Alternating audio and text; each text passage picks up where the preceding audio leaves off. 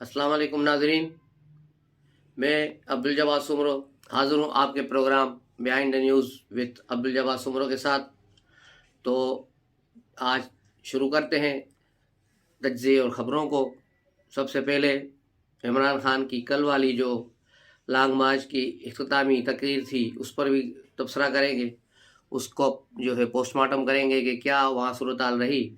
उसके अलावा उससे पहले दो तकरीरें तो बहुत हुई, शेख रशीद ने भी की, लेकिन शेख रशीद को पीटीआई में कल वो पजीराई नज़र नहीं आई, क्योंकि शेख रशीद हमेशा इमरान खान से एक तकरीर पहले या शामुद कुरैशी से पहले करते थे, बाद में शामुद जो है कुरैशी करते थे। लेकिन कल इमरान खान को जो इसकी पीटीआई की थर्ड रेट जो इसकी जो लीडरशिप है छोटी, उसके साथ ये तकरीरें करके उसको निकाल दिया गया।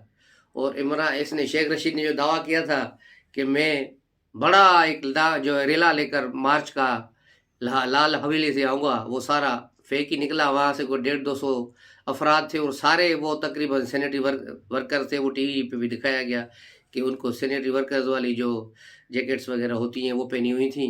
और इस तरह यूँ शेख रशीद एक टोपी ड्रामा करके वहाँ पहुँचा, लेकिन उसे वहाँ भी वो पजीराई नहीं मिली।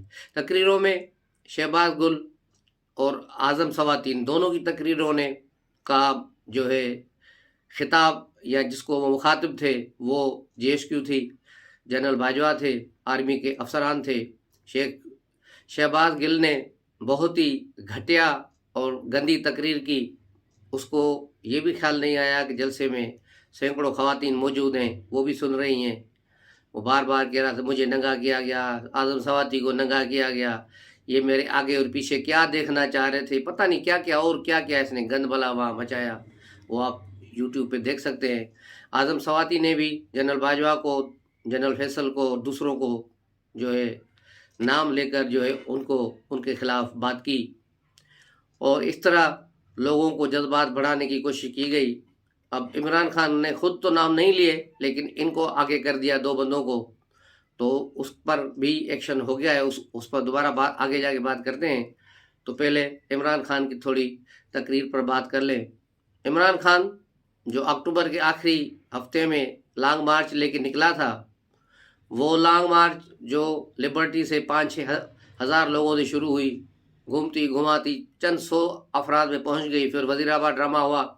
अब ये ड्रामा किसने किया ये तो वक्त बताएगा, लेकिन जहाँ तक लग रहा है कि ये ड्रामा खुद पीटीआई का क्रिएट किया हुआ है, इसका और कोई मकसद नहीं था।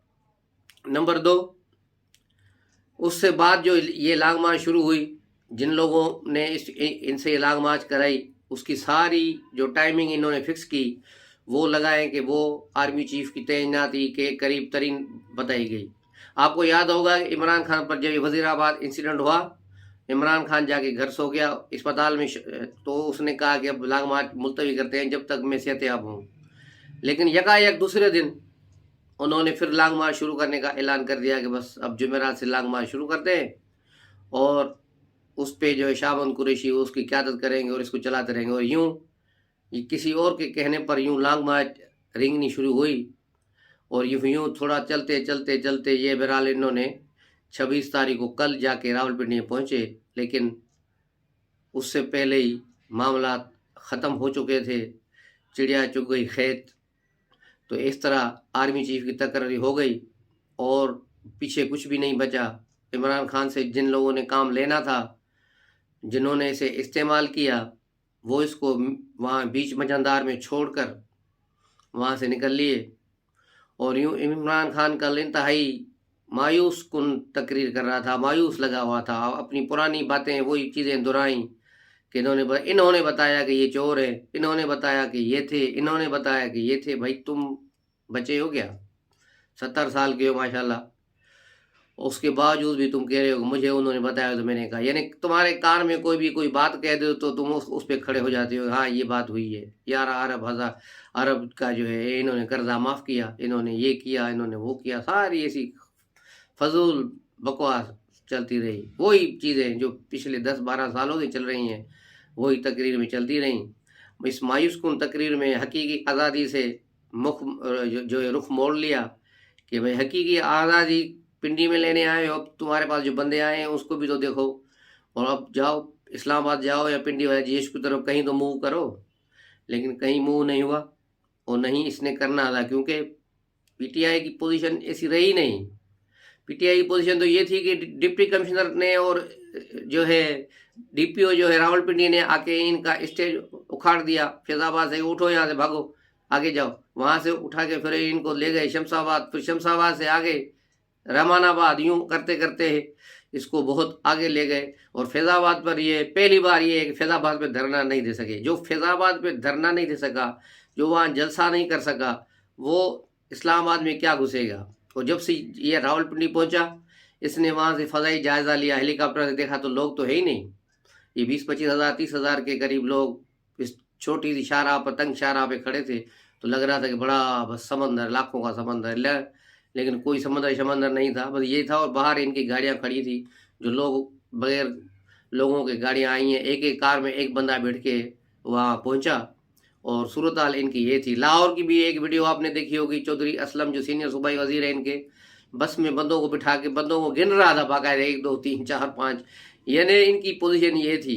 جب لاسٹ ان کی میٹنگ ہوئی تھی، اس میں عمران خان کو بتایا گیا، عمران خان نے سب کو ٹارگیٹ دیا کہ 5-5 ہزار بندے سب نے راول پنڈی لانے، تو سب نے کہا کہ صحیح یہ بندے کہاں سے آئیں گے، اتنے بندے کی کہاں سے ہوں گے، آپ اس کو کم کریں۔ وہ کم کراتے کراتے یہاں تک بات پہنچی کہ 300 بندے M P A M N A جو ہے، ہر ایم اے جو ہے 300 بندے لائے گا بس، لیکن میرا خیال ہے وہ بھی نہیں، یہ نہیں وہاں لے آئے۔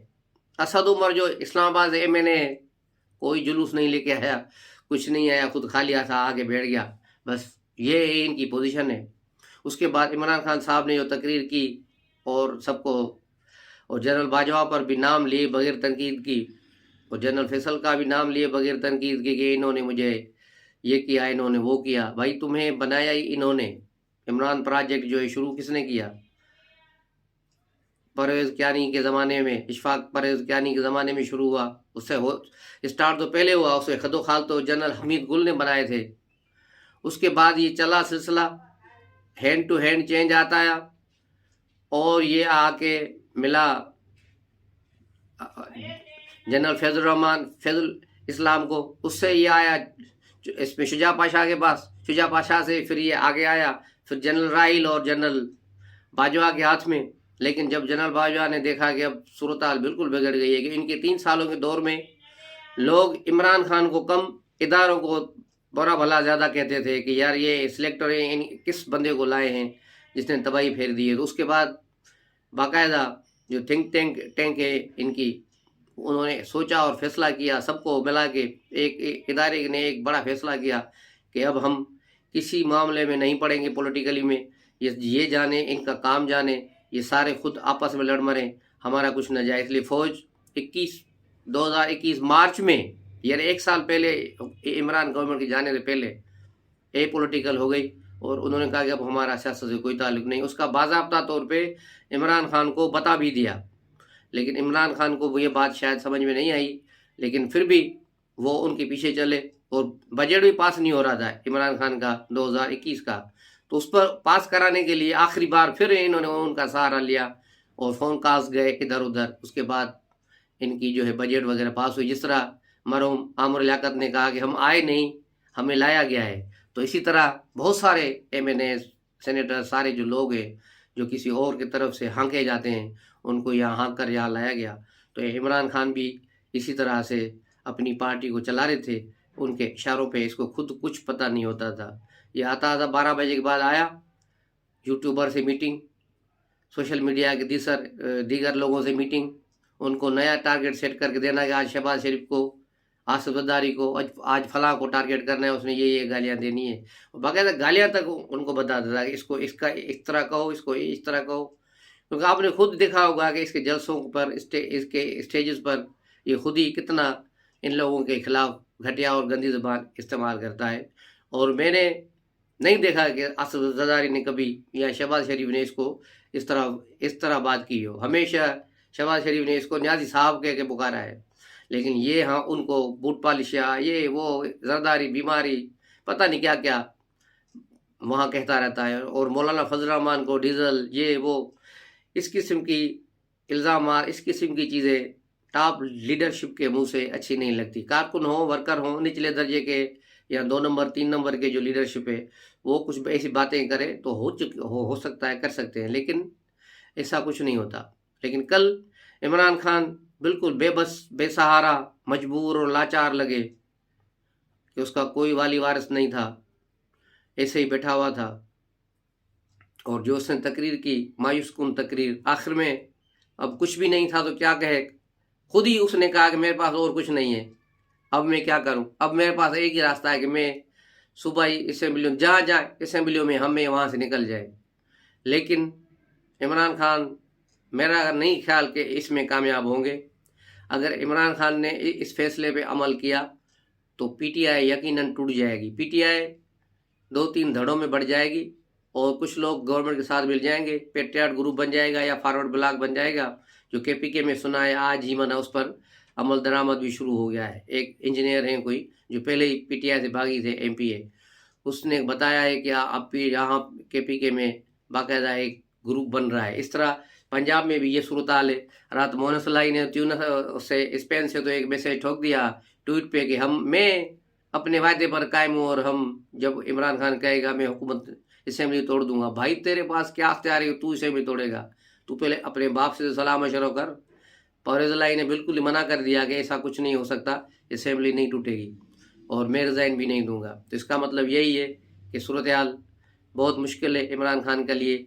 इमरान खान तो तकरीर करने के बाद लोगों को बता रहे थे कि आपने डरना नहीं है, आपने ये करना है, आपने वो करना है, और ख़ुद वो ब्लड प्रूफ कंटेनर में बैठे हुए थे, आगे से ब्लड प्रूफ शीशे लगे हुए थे, ब्लड प्रूफ में छुप कर बैठ के आवाम को जो है बहादुरी का सबक पढ़ा रहे थे, जो मदीने की रियासत का सबक पढ़ा रहे थे। हज़रत उमर की मिसालें, उसकी मिसालें, अमल ज़ीरो, बातें करोड़ों की, इसको क्या कह सकते हैं। और उसके बाद इसने जैसे वहाँ से निकला है तो अंदाज़ा सबको यही था कि अब ये बनी गाला में रात रुकेगा जाके, लेकिन वहाँ नहीं गया, इस्लामाबाद गया ही नहीं, और वहाँ से ये भागा फिर सीधा लाहौर आज़म जमान पार्क में। तो इस पर मुझे एक वाक़या याद आ गया मुशर्रफ के दौर का। मुशर्रफ के दौर में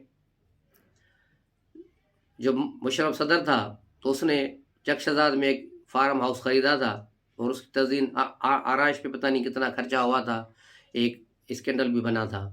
तो उस वक्त मेरे दिल में यही ख्याल आया था, बल्कि मैंने दोस्तों से भी शेयर किया था कि मैंने कहा मुशर्रफ ये बना तो रहा है लेकिन इसमें रहेगा कौन, क्योंकि मुशर्रफ तो होगा नहीं मुल्क में, वो भाग जाएगा। जैसे ही गवर्नमेंट ख़त्म होगी, एक डिक्टेटर है, ये भाग जाएगा, रुकेगा नहीं। और ऐसा ही हुआ। मुशर्रफ उस वक्त से अब तक दुबई में पड़ा है और यहाँ उसके नौकर जो तो पड़े हुए, सारा जो है फार्म हाउस वीरान पड़ा हुआ है। तो मुझे भी ऐसा लग रहा है कि पता नहीं क्यों एक मेरी गट फीलिंग है कि बनी गाला को मैं वीरान होते देख रहा हूँ। इमरान खान जिसको खुद अंदाज़ा है कि अब वक्त का पहिया उल्टा चलना शुरू हो गया है, उसके खिलाफ जो मुकदमात हैं वो किसी भी वक्त उसको हिरासत में लिया जा सकता है, मुकदमों में डाला जा सकता है और उसको नाअहल भी करा दिया जा सकता है, क्योंकि अगले इंतखाबात में इमरान खान मुझे कहीं नज़र नहीं आ रहे। पार्टी उसकी होगी, पीटीआई होगी, लेकिन इमरान खान नहीं होंगे, क्योंकि ये वक्त का पहिया है। जिस तरह 2018 में किया गया, नवाज़ शरीफ और मरियम नवाज़ को इंतखाबात से बाहर निकाल दिया गया और पीपल्स पार्टी वालों पर पाबंदी लगाई गई कि वो केपीके में, पंजाब में कहीं भी कैंपेन नहीं करेंगे। तो इस तरह बिल्कुल ही एक ओपन ग्राउंड करके पीटीआई को दे दिया गया था कि आप, अब ये तुम्हारा ग्राउंड है, अब यहाँ खेलो कूदो, तुम्हारी मर्जी। तो अब ये सूरत हाल वैसी चल रही है। और इमरान खान ने तो खुद भी कह दिया कल असेंबलियाँ तोड़ूंगा, ये करूँगा, लेकिन अब देखना ये है कि वो करते क्या है। और अब इंतखाबात के वादे से जो इन्होंने मुतालबा किया था उससे भी पीछे हट गए। कल परसों भी इसने इंटरव्यू दिया था बॉल टीवी को, उसमें भी ये बात की और कल जलसे में भी ये बात दोहराई कि भले इंतखाबात सितंबर अक्टूबर में जीतेंगे तो हमारी पार्टी जीतेगी। तो इसका मतलब है अब सारी चीज़ों से ये हट चुका है। रावलपिंडी में आखिरी जलसा एनआरओ मांगने की जो है इल्तिजा थी इदारों से भी और गवर्नमेंट से भी कि बस मुझे और मेरे साथियों को गिरफ्तार न करो, हम पर मुकदमे न चलाओ, हमें छोड़ो, साइड में बैठो, तो हम भी चुप करके बैठेंगे। लेकिन ऐसा मुमकिन नहीं है, ऐसा मुमकिन नहीं है, क्योंकि इमरान खान के जो ऊपर से जिस के इशारे में चल रहा था, डुगडुगी बजाने वाले मास्टर जो थे वो खुद भाग रहे हैं। अब एक ने तो कह दिया है, वो शायद कल उसकी बाकायदा रिटायरमेंट की एप्लीकेशन आ जाए, एक दूसरे की भी आएगी। लेकिन जो तीसरा बंदा मैंने बताया था कल भी, आप एक और भी लेफ्टिनेंट जनरल है, वो भी जाएगा और उसका भी प्रोग्राम पक्का है। तो वो अगर नहीं गया तो उसको शायद उससे रिज़ाइन भी लिया जाए। तो इस तरह एक नई जो है सिपबंदी हो रही है, नई चीज़ें बन रही हैं और नया काम हो रहा है। मैं तो कह रहा था 29 के बाद होगा, लेकिन ये पहले ही काम शुरू हो गया है। अब आज़म सवाती ने कल ही ट्वीट किया, 2-3 ट्वीट किए उसने, उसमें जनरल बाजवा और जनरल फैसल को सबको गालियाँ दी और बहुत गंदे ट्वीट से मैंने भी पढ़े थे। बाद में वो इस सवाती ने डिलीट कर दिए।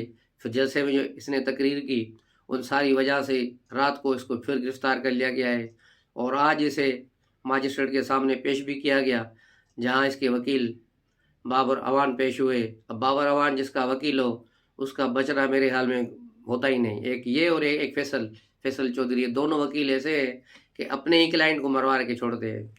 तो ये जैसे गए वो उसकी 2 रोज़ा जिस्मानी रिमांड बढ़ा दिया गया है, उसको दे दिया गया FIA को कस्टडी 2 दिन की। और अभी एक और भी खबर अभी आई है जो मैं आपसे ब्रेक करूं कि आज़म सवाती के खिलाफ कोयटा में भी एक मुकदमा दर्ज हो चुका है। अब मेरे ख्याल में ये इस तरह मुकदमे चलते रहेंगे। भाई यहाँ से ज़मानत होगी तो फिर कोयटा में ले जाएंगे, कोयटा वाले ले जाएंगे तो फिर कोई और जगह होगा।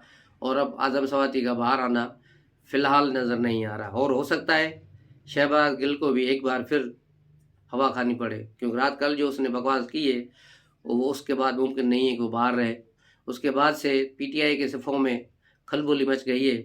आज भी इनका जमान पार्क में मीटिंग होने जा रही है, उस पर देखेंगे कि फिर ये क्या लाए लाते हैं। लेकिन मेरा नहीं ख्याल कि परवेज़ इलाही असेंबली तोड़ेगा या असेंबली तोड़े ये या इनके साथ जाके रिज़ाइन करेंगे, ऐसा बिल्कुल नहीं होगा। और KPK में भी ऐसा नहीं होगा। अगर कोई ऐसी कोशिश इन्होंने की तो हो सकता है कि PTI के बहुत सारे अरकान न करें। और ये हो सकता है महमूद खान, क्योंकि वो भी बोज़दार का बड़ा भाई है, चवल किस्म का आदमी है, हो सकता है इमरान खान के कहने पर असेंबली तोड़ने की एडवाइस भी निकाल दे।